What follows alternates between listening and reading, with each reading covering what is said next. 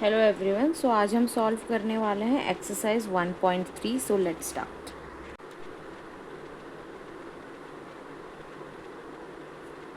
Question number 1, locate root 10 and root 17 on the number line. So अभी हम बारी बारी दोनों को एक एक बार इंडिविजुअली पहले देखेंगे प्लॉट कहाँ हो सकता है। सो जो 10 है, 10 का देखेंगे कि वो किन दो स्क्वायर के बीच में आता है। 10 का देखेंगे किन दो स्क्वायर के बीच में आएगा। फॉर एग्ज़ाम्पल 2 का स्क्वायर क्या हो जाएगा, 2 2 ज़ा 4। 3 का स्क्वायर हो जाएगा 9, 3 3 ज़ा 9। 4 का स्क्वायर हो जाएगा 16, बिकॉज 4 4 ज़ा 16। मतलब ये 10 3 और 4 के बीच में आएगा, 3 और 4 के बीच में। सो इस 10 को हम लोग एज अ स्क्वायर में डिवाइड करके लिखेंगे। डिवाइड मीन्स आधा आधा। सो 3 और 4 के बीच में आ रहा है तो हम 3 लिखेंगे। 3 का स्क्वायर 3 3 ज़ा 9 और एक चाहिए 10 बनाने के लिए। सो प्लस कर देंगे 1, 1 मल्टीप्लाइड 1 इज़ 1। सो 3 3 ज़ा 9 प्लस 1 1 ज़ा 1, सो 10 ही होगा। सो ये लिखने का 9 + 1 ये लिखने का ज़रूरत नहीं है। 3 और 4 के बीच में ये 10 आया, तो 3 और 4 में से छोटा कौन था, 3 था, तो इसलिए हम 3 लिए। प्लस हमें और एक का ज़रूरत था, सो प्लस 1 स्क्वायर। सो अभी ये जो 3 है ये हमारे लिए क्या हो गया, बेस हो गया, और ये जो 1 है ये हो गया हाइट। सो हम लेंगे 0 से 3। 3 हम लोग क्या ले रहे हैं, हम बेस ले रहे हैं 3। देन उसके बाद 1 लेना है हाइट, सो 1 ले लिए हाइट। सो ये जो आपको जो लेंथ मिला इसमें से ये हो गया ए, ये हो गया बी, और ये हो गया सी। सो बी और सी, बी और सी हो गया 3। A and B, A and B हो गया 1। अभी हम देखेंगे ये जो लेंथ बना है क्या ये सही में √10 है। प्लस ये है हमारा राइट एंगल। सो ये हमारा राइट एंगल ट्रायंगल हो गया। सो राइट एंगल ट्रायंगल में perpendicular square plus base square. So perpendicular square plus base का square is equal to hypotenuse square, जो कि हो गया किसका, ए सी स्क्वायर। ओके। सो 1 1 ज़ा 1, 3 3 ज़ा 9 is equal to A C square. हमें निकालना था ए सी का स्क्वायर। सो 9 + 1 10, 10 का square is equal to A C. So A C is √10। Now अभी कॉम्पास ले लीजिए, फिर यहाँ से यहाँ तक, यहाँ पे कॉम्पास का पॉइंट एंड यहाँ पे पेंसिल का पॉइंट, यहाँ से यहाँ तक लेके लेंथ आपको एक यहाँ आर्क बनाना होगा जो इस लाइन को काटेगा। सो ये हमारा हो जाएगा P। सो पहले था हमारा, हमें √10 हमें लोकेट करना था, तो ये रहा P पॉइंट जो है ये हमारा क्या हो गया, √10। यहाँ उतने अच्छे से आर्क नहीं हुआ है, आप कॉम्पास और पेंसिल के साथ करोगे तो आपको अच्छे से बन जाएगा। अभी हमें √17 को लोकेट करना है। अब इसे लोकेट कैसे करना है, 17 को हम लोग को एक्सप्रेस करना है वही दो सम स्क्वायर को लेके, स्क्वायर के सम को लेके। So let's see. सो जैसे स्क्वायर है 1 1 ज़ा 1, 2 2 ज़ा 4, 3 3 ज़ा 9, 4 4 ज़ा 16, और यहाँ है हमारा 17। सो 4 लेंगे हम, 4 का स्क्वायर प्लस और एक स्क्वायर चाहिए 17 के लिए, सो 1 का स्क्वायर हो गया। 4 4 ज़ा 16 प्लस 1 इज इक्वल टू 17। फिर ये हो गया बेस और ये हो गया हाइट। उसके बाद देन आप लोग को ये ड्रॉ करना है, ये नंबर लाइन ड्रॉ करना है। बेस ले लेंगे हम 4 और हमारा हाइट हो जाएगा 1। राइट एंगल ट्रायंगल, तो 4 से यहाँ पे रखेंगे कॉम्पास का पॉइंट, यहाँ पे रखेंगे पेंसिल का पॉइंट, यहाँ ऊपर एक आर्क कटेगा, फिर ये जो लाइन है ये लाइन यहाँ से यहाँ जॉइंट होगा, ये है हाइपोथेनस। फिर इसी लेंथ से एक आर्क ड्रॉ करना है, ये जो आर्क कटेगा इसको नाम देना है P, और यही है हमारा रूट 17। सो नेमिंग कर लेते हैं A, B and C, root 17। So in triangle A, B and C, perpendicular square and base square is equal to hypotenuse square। तो ये हो गया हमारा A C का स्क्वायर। सो 1 1 ज़ा 1, 4 4 ज़ा 16, A C का square. So 17, root 17 is equal to AC। So now question number 2. Write the decimal expansion of each of the following numbers and say what kind of decimal expansion each has. So number 1, 36 divided by 100. So kind सिर्फ दो type का होता है, terminating, non terminating. सो अभी हम आगे चल के देखेंगे टर्मिनेटिंग क्या होता है, नॉन टर्मिनेटिंग क्या होता है। सो 36 कितने ज़ीरो है, 2 ज़ीरो है, 1 2.0, सो 0.36। यहाँ कोई भी नंबर, ये पूरा फुल्ली डिविजिबल हो गया। सो ये हमारा हो गया टर्मिनेटिंग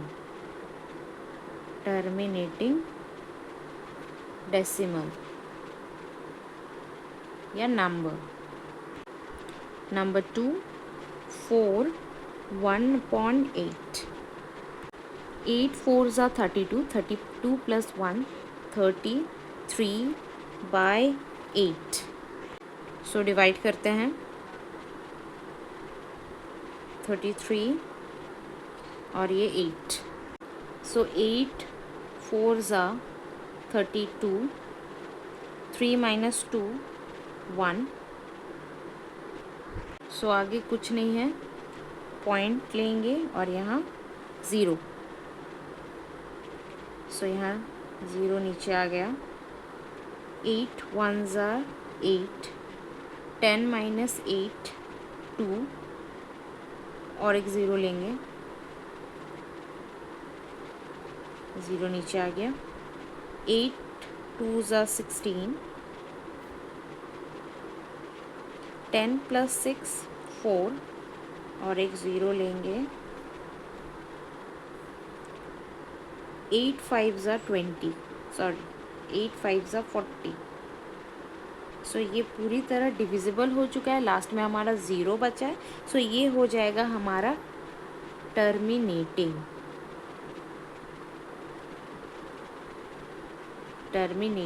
डेसिमल, जो कि आंसर क्या है 4.125। Question number 3, 2/9, let's divide 2 9। सो अब तो 2 तो छोटा नंबर है, सो 0 लेंगे, तो 0 पॉइंट। सो 9 0 ज़ा 0, 2 नीचे आएगा, 0 नीचे आएगा, देन 9 2 ज़ा 18, 10 माइनस 8 2 और एक 0, 9 2 ज़ा 18, 10 माइनस 8 2 और एक 0, 9 2 ज़ा 18, 10 माइनस 8 2। सो ये क्या हो रहा है, ये रिपीट होते जा रहा है 2 2 2 2, और ये डिविजिबल भी नहीं है। सो ये हो गया non terminating repeating decimal. Next है 4, 2/11, डिवाइड करेंगे 2 और यहाँ 11, 2 छोटा नंबर है, सो 0 ऐड करेंगे यहाँ 0। सो 11 0 ज़ा 0, 2 ज़ीरो नीचे, 11 वन ज़ा 11, 10 माइनस 1 9 और एक ज़ीरो जो कि नीचे आएगा। देन 11 एट ज़ा 88, 10 माइनस 8 2 और एक ज़ीरो, 11 वन ज़ा 11, 10 माइनस 1 9। सो ये डिविजिबल फुल्ली हुआ नहीं, हमारा ज़ीरो आया नहीं। सो ये हमारा हो जाएगा non terminating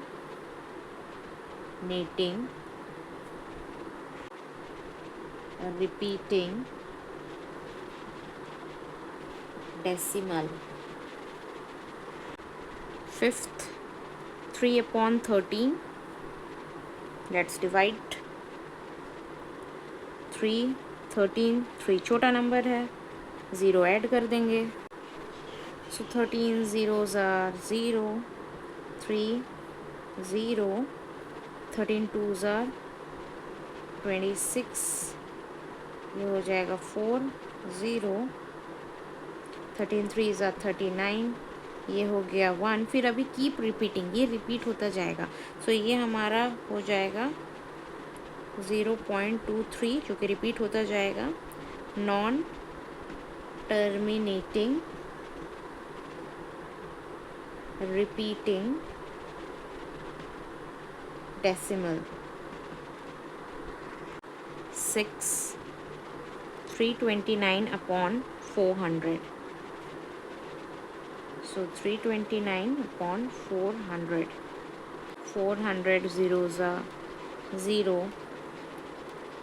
32, 400 zeros are 0, 32, then 9, 400 zeros are 0, 3 2 9 और एक 0, 400 8 3200, सो 90 और एक ज़ीरो अगर ऐड करें तो 400 2 800, तो ये हो जाएगा 100, जो कि अभी कीप 100 यहाँ, तो यहाँ कर लेते हैं 400 का माइनस 800, सो यहाँ 100, फिर और एक ज़ीरो लेंगे, सो ज़ीरो, फिर 1000 हो गया ना 2, देन 400 2 800, ये हो गया 200 और एक ज़ीरो 2000, सो 400 5 सॉरी लिख रहे हैं 400 5 2000, सो ये फुल्ली टर्मिनेट हो गया। सो ये है terminating decimal. So now question number 3. Without actually performing the king division, state whether the following rational numbers will have a terminating decimal expansion on a non-terminating repeating decimal expansion. So question number 1. 13/3125। सो हम देखेंगे 3125 का prime factor. सो 3125, 5 से 5 6 30 to 10, 5 5 25, 5 1 5, 5 2 10, 5 5 25, 5 2 10, 5 5 25, 5 5 25, 5 1 5। सो 3125 का prime factors हो गया 5 5 5 5 and 5। So this is a terminating decimal. Question number 2,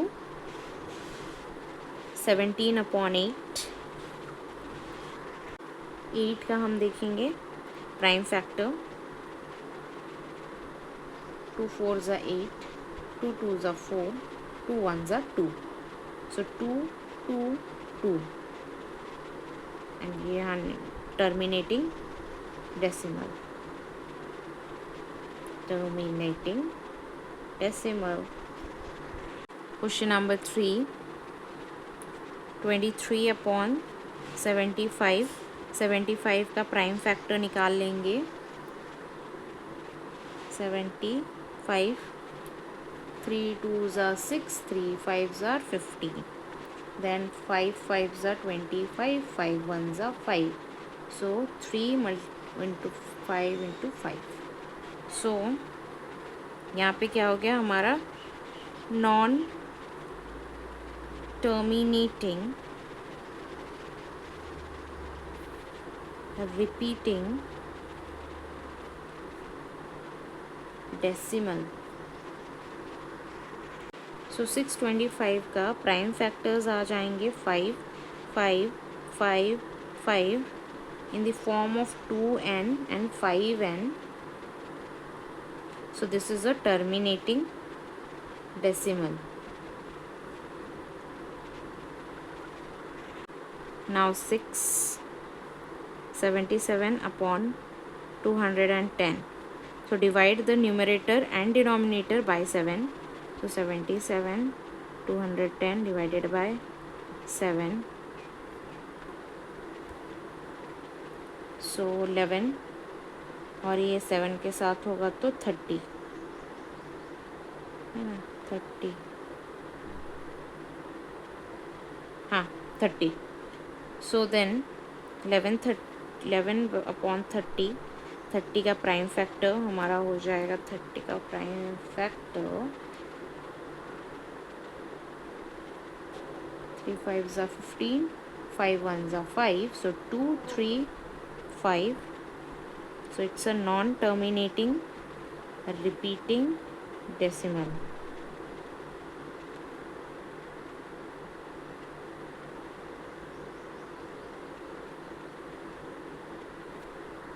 Question number 4, without actually performing the long division, find if 987/10,500 will have terminating or non-terminating repeating decimal expansion. Give reason for your answer। So 987 और 10,500 का the fraction, this is the fraction, to divide the numerator and denominator by 21, so you will get 47 and 500, yes 47 and 500, so the prime factor of 500 हो जाएगा 2 2 5 5 5, since this is in the form of 2n and 5n, ठीक है, so this is the terminating decimal। मैं बहुत ही shortcut में ये explain कर रही हूँ, so if you have any doubt then you can comment। So now question number 5, write the decimal expansion of the following number which have terminating decimal expansion। number 1, 17/8, the denominator is 8, so 8, 2 4s are 8, 2 2s are 4, 2 1s are 2, 2 2 2, 2q, so this is a terminating decimal, terminating decimal। so when we divide 17/8, we'll get 2.125। now question number 2, 13/3125, 3125 prime factor उसका हो जाएगा 5 5 5 5 5 in the form of 2n and 5n, So this is a terminating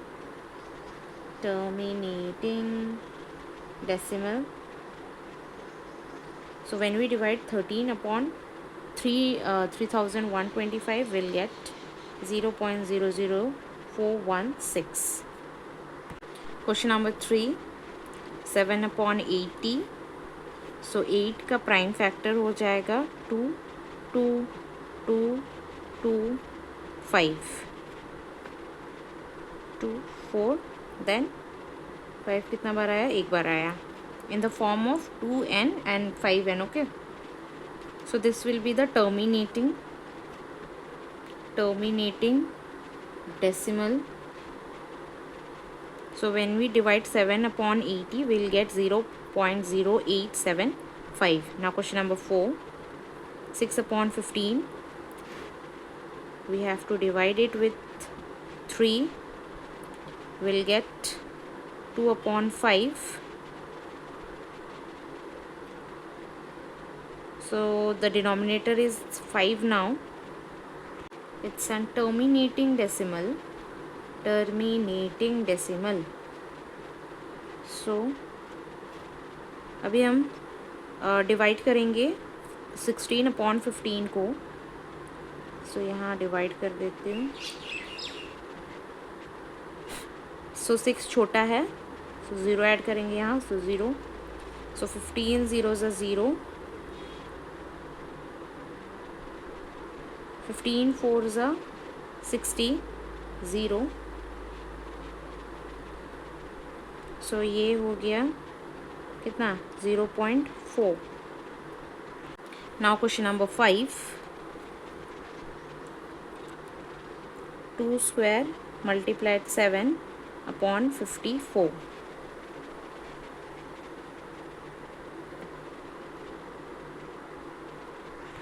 सो 54 का prime factor हो जाएगा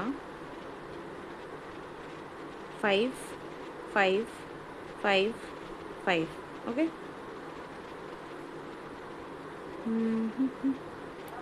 सो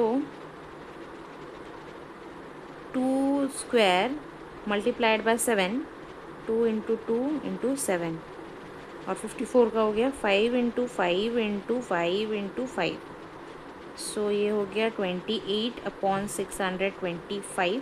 ये दोनों को divide करने से आएगा 0.0448. सो ये हो जाएगा हमारा टर्मिनेटिंग डेसिमल.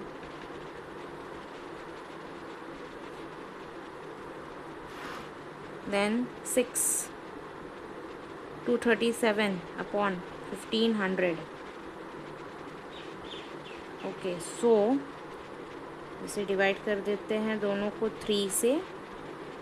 आंसर आ जाएगा 79 अपॉन 500. सिंस हम लोग का डिनोमिनेटर 500 है, इसका प्राइम फैक्टर्स आ जाएंगे 2, 2, 5, 5, 5. सो अगर हम ये दोनों को डिवाइड कर लेते हैं, किसको? और 237 अपॉन 1500 को, तो हमारा आ जाएगा 79. अच्छा, ये आ गया ना 79 अपॉन 500. अब ये दोनों को डिवाइड करेंगे तो आ जाएगा 0.1518. ये हमारा हो जाएगा टर्मिनेटिंग डेसिमल. अगर कुछ भी डाउट है कमेंट बॉक्स में कमेंट कर देना, और सब्सक्राइब कर लेना for more such solution videos.